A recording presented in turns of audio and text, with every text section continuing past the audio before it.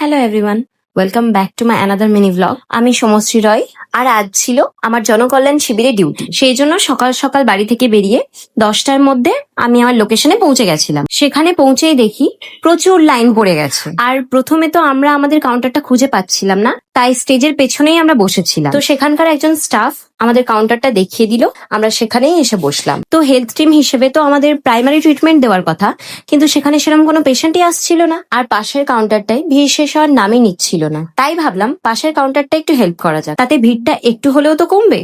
আর সেখানকার একজন স্টাফ দাদা হারানো ডকুমেন্টস গুলো অ্যানাউন্সমেন্ট করছিল, কারণ অনেকেই বিভিন্ন ডকুমেন্টস হারিয়ে ফেলছিল, এমনকি বাইকের চাবি পর্যন্ত হারিয়ে ফেলছিল। আচ্ছা, তো জনকল্যাণ সমিতিতে কি কি কাউন্টার ছিল সেটা এবার বলি। তো প্রথমেই ছিল অন্নপূর্ণা ভান্ডার, হর্টিকালচার, বন দপ্তর, loan, Ayushman Bharat, land record, জল জীবন আর প্রধানমন্ত্রী উজ্জ্বলা যোজনা। তো তোমরা যদি জানতে চাও এই কাউন্টারগুলোতে এক্স্যাক্টলি কি কি হচ্ছিল, কমেন্ট করো, আমি বলে দেবো। ডিউটি আওয়ার্স কমপ্লিট করার পর বাড়ি ফিরে এসেছিলাম। আজকের মতো টাটা, দেখা হচ্ছে নেক্সট ভিডিওতে।